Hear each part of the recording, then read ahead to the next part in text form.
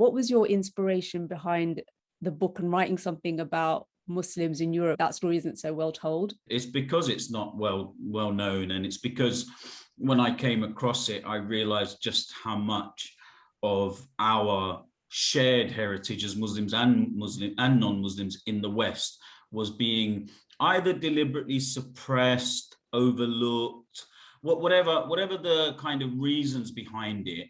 It was lying in plain sight and had so much potential for bridge building, for creating a much better understanding of each other's cultures, but especially for Muslims in the West. We really do often feel like we are under some kind of attack, almost in the way we're made to feel. We're often made to feel like we don't belong here. But as Muslims, to discover that we have this heritage that goes back 14 centuries, it's just felt like it felt almost criminal that this stuff was not being discussed. Exactly. And obviously there are also sinister reasons for it as well. And I just wanted to start making it a normal part of the discussion and a normal part of the kind of understanding of Europe's religious and cultural narrative, because all too often we're kind of led to believe that Europe has this kind of Judeo-Christian heritage, maybe with a sprinkling of some paganism, but apparently that it's got, Islam's had nothing to do with the evolution and development of Europe. And of course, when you realize as a Muslim that it's quite the opposite, it's quite a sad moment that heritage is essential for anchoring identities. And if we don't know our heritage in the way that we should, or we're denied aspects of it, it's little wonder that we sometimes feel a little bit adrift. So like on page, I think 5, where you said, right from the start, it was made clear to me that I didn't belong here. As a confused and terrified child, I watched a racist thug assault my father on our doorstep. I mean, that's just really like disturbing, very sad, and we can kind of relate to that, having similar experiences. Did your trip to the Balkans, Muslim Europe, give you a sense of like belonging to the UK and Europe? I'm not going to say that I came back and suddenly felt European more than I had when I left, but I certainly came back feeling like myself and my family felt a lot more like there are other people like us out there, and that our kind of roots in this part of the world go deeper than we might have imagined. But more importantly, it's not just a historical heritage, it's a living heritage. A lot of people over the last 20 years have woken up to the idea that there was this rich and vibrant and flourishing history and heritage in places like Andalusia, in the Mediterranean basin, everywhere from Sicily through to Portugal and Spain, of course. And so people have begun to acknowledge that Islam has a rich and lengthy presence in Europe. But often when we speak about that, we talk about history. So for me, one of the key motivations in writing this book, as opposed to writing a book, say, on Spain, was that I realized this was a legacy that was, one, living, and two, almost kind of universally ignored as a reality. Because it's not like Europeans don't know Bosnians exist and Albanians exist and Kosovars exist. And it's not like they don't know, but there's something else afoot. Yeah. Which means that there's this kind of disassociation with the indigenous Muslims, as though they're not really a part of Europe. Oh, them, but they're not, that's not really Europe, is it? This is Europe, and which is a bizarre state of affairs when you think about it, because what we consider Western Europe, it's this big chunk of, the continent over to the left, shall we say, when we're looking at the map, plus this little chunk, which actually goes across the Balkans and is on the other side. It's called Greece. Yeah. So it's interesting that we are willing to consider Greece a part of quote unquote Europe, but the rest of the Balkans gets ignored. Greece is actually part of the Balkans, strictly speaking. Of course, that's because Western Europe considers Greek Hellenic heritage as the very foundations of Western civilization. Wow. You know, we want Plato, we want Aristotle, we want Hippocrates, but we're not so keen on Sultan Suleiman. We're not so keen on Mehmet Sokolu Pasha. For me, the trip kind of allowed me to really immerse myself in a physical way with something that I'd been looking into for a long, long time. But the real joy was knowing and seeing that my children and my wife to come back and feel like, wow, there are all these people over there who live lives like us, who are Muslim like us, and they've always been here in Europe. You know, they're not new, they're not converts, they're not, you know, recent migrants, and that kind of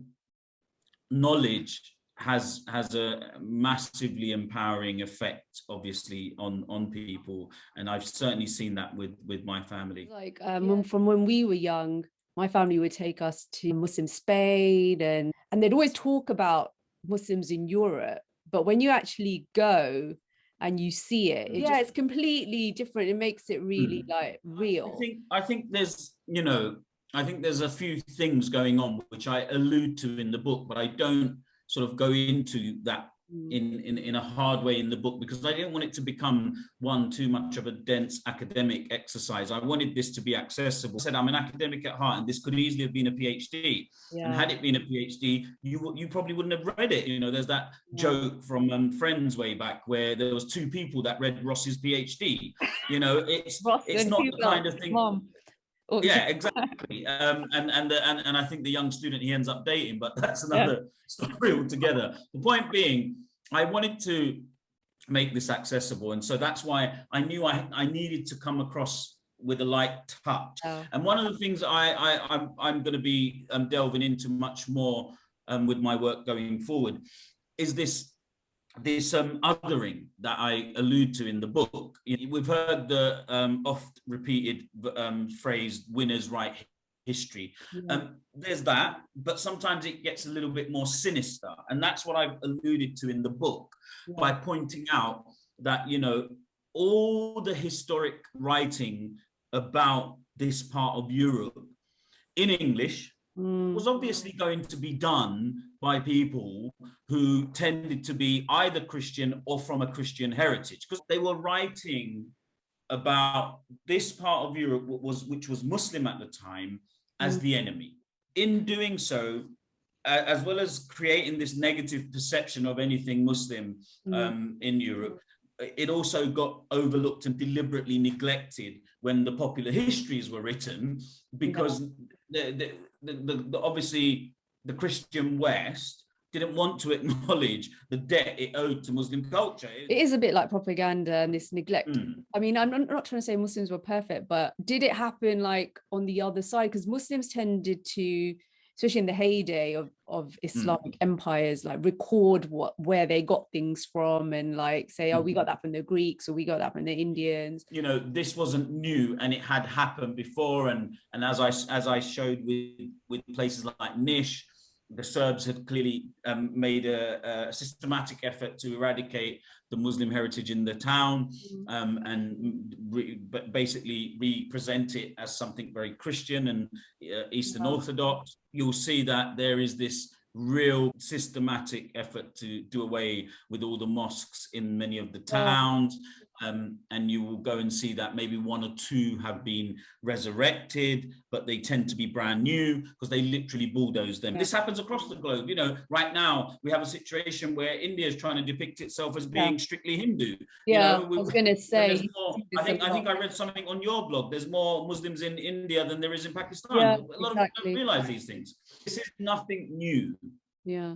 But whenever it happens, you know, the only way to try and redress it is to offer a resistance. And in some ways, my book is that. I mean, this side of the world, you don't hear any of the positives, like a lot of what you spoke about, the tolerance, the protection of the Jews. Like you just hear all the bad stuff, and some of it, maybe a lot of it's made up as well. So it's refreshing to be reminded of the good things that I feel like you just don't hear it here. But like stuff you said about, was it the Mostar Bridge that they tried to say that it wasn't built by Ottomans? That would be an example of, you know, kind of very blatant Islamophobia in the literature of the past. These people are just kind of blatantly dismissing the the possibility that this bridge could have been built by Muslims. And the premise for that is their view that Muslims are barbarians and can't possibly put together something so magnificent. Which is so deep rooted. So, you know, like with the ethnic cleansing of the Bosnians, and I think like that worry, I remember when seeing that on the news, you just worry that that could happen even here. I mean, that was just not very far away. So do you think that this is still a threat to Muslims, like what happened there? Or are you more hopeful seeing that there, you know, the Islamic presence is still in the Balkans? It clearly is still happening because we have a situation in China. Yeah. So it can happen. And we saw it with the situation in Myanmar, where many of the Muslims found themselves, you know, being systematically killed. We have it in China right now. Clearly, right now, we as a community are feeling like we're being threatened from more angles than others. If you find yourself outside of the more multicultural urban zones, then yes, people are feeling very, very persecuted. And when something flares up or there is an incident where people decide to point the finger at Muslims, I think Muslims in those pockets, absolutely, they feel like they're being driven out of those places. Even like when you live in diverse parts of London, sometimes this is where the Islamophobic element comes out, because you think that with people of color and it's diverse, but that Islamophobia really, even still, you'll get attacked by people even like same skin color as you. That's what I kind of find we need to deal with this, because even amongst our diversity, there's still this mistrust. Anytime like a terrorist attack happens, you know, something in the news, you feel like everyone thinks you've done something wrong. Or like, interesting is like this link to Brexit. So we all know, like, it was a bit obvious about the vibe against Turkey joining the EU. And so you said in the book, like, one of the key undercurrents of the Brexit campaign was selling Britain the idea that Muslim refugees were swarming Europe, as if Muslims in Europe were something new. This just really like, it just made me think, because there is this hostility towards Eastern Europeans and Polish people, etc. But like you link that, you put that seed about, is it really, does it go back to this Muslim hatred? I was wondering if you could expand on this view a bit and how this may have impacted the Brexit vote. Yeah, so essentially what I'm saying is that Eastern Europe, before it was communist Europe, it was Muslim Europe for much longer. It was Muslim Europe from the 14th century. So from this moment onwards, this whole region that we today call Eastern Europe is essentially Muslim Europe. For me, in the unconscious of Western Europe, there has always been a mistrust and a suspicion of Eastern Europe. There was a mistrust historically because it was a Muslim part of the world. Now, when we say like, oh, they hate the Polish and whatever, the Polish are probably the least Muslim of all the Eastern Europeans. And yet they're getting lumped into it because I think the Eastern European hatred and the Islamophobia towards that region are all wrapped into one. And that's why I don't think it's any surprise that often the two were interchangeable during the Brexit rhetoric. So as we're approaching Islamophobia month, so I wanted to increase the understanding of what Islamophobia is, institutionalized Islamophobia, and media misrepresentation, which you talk about as well, like all the films, like I think the Taken films, where you think, oh gosh, I'm going to Albania, I'm going to get kidnapped. It's also important for people to recognize the difference between racism and Islamophobia. Like they're not both the same thing. And then when you talk about like there's Muslims with white skin and blue eyes, but they're also being targeted by hatred and genocide.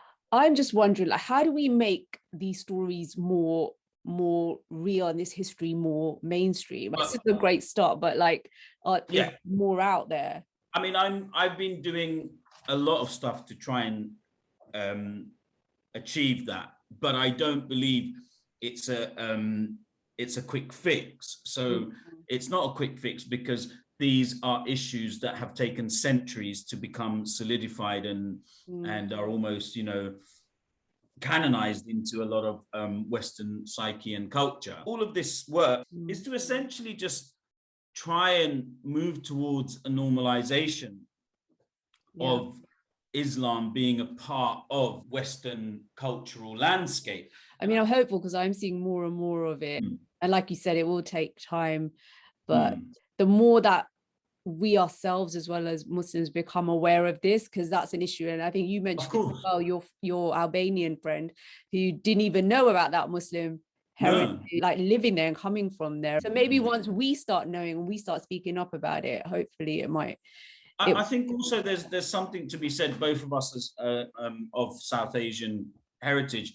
I think we can also be kind of quite candid about this and admit that it's also about us looking to Britain and Europe as a place we belong as well, and willing to say, actually, there might be heritage here for us. Yeah, and also like, you know, like not feeling that you belong here because of the racism and people telling you to go back home. I feel more empowered as a Muslim, like being here now, knowing the history of how we've also been part of this, like the British Empire and what they've taken from us and how we've contributed to world wars and things like that. So I wanted to ask you, when you talk about Muslim culture, it's really hard to like describe it, but it could be of all different races. You said that you went and you saw people that were offering you free food and like really hospitable, like when you went into the mosque, every mosque, and you did your nafil, like you just feel like you can make friends, you could talk to people. Did you feel like a sense of pride when that happened to you? Yeah, absolutely. I think, you know, as you've said, the beauty of Islam is, you know, we can go anywhere in the world and walk into a mosque and know that nobody's going to turn us away.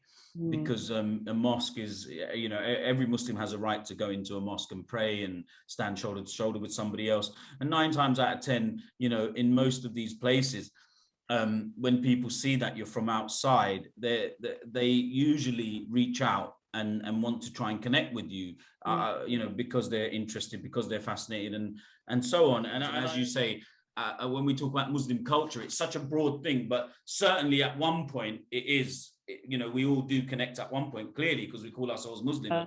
Yeah, it just gives you more connection, broadens it out so much. Absolutely. And this recent nationalism has tried to destroy that. I like how in the book as well that you have made, I know you said you didn't want to make it too academic, but I think this is what's needed more, because there's quite a few academic books around certain subjects like this. You know, as a academic myself, I find it hard to like really understand it sometimes unless you have a lot of time to read. Of course, the point of academia is to be so very specific that certain language is absolutely necessary to make those points, and I get that. And for me, there's this one particular Sufi figure that is in the book, who I first come across when I'm in Blagai, and when I'm telling his story, you know, I didn't magically learn all that from someone. I went and looked at Sufi hagiographies and looked up who this individual was, and looked at academics of the past who had documented all the Sufi narratives of the Balkans. But you know, the people who read my book aren't going to read a hagiography of the Sufis of the Balkans. And so I just, you know, that to me is the key. We need to take it from there and bring it down. A lot of this stuff is just sitting there, but I think the skill is about taking that and then presenting it in a way that is not just palatable, but enjoyable. And I love like how you put the stories in, like when you met people and you spoke to them. I think that really brings it to life as well. So my final question was, and this is from my sister-in-law's, she was saying, okay, great. Would you consider, or have you done a photo series based on this trip? I don't know how many photos I've got. This is just one trip. You know, I've done so many of these trips, and I don't have the energy to turn them into things. So I kind of try and pick and choose for what I think is going to have the biggest impact. Every single step of that journey was more or less documented. There is such a thirst for it, and like when your book came out, like everyone that I follow, everybody was so excited and like getting it and reading it. So inshallah it will just grow from strength to strength, and all the other things that you've got that you're going to write about, I can't wait to read them. I just need to find the time now. It was lovely chatting to you, and lovely chatting to you too. Okay, see you. Speak to you soon, inshallah. Assalamu alaikum.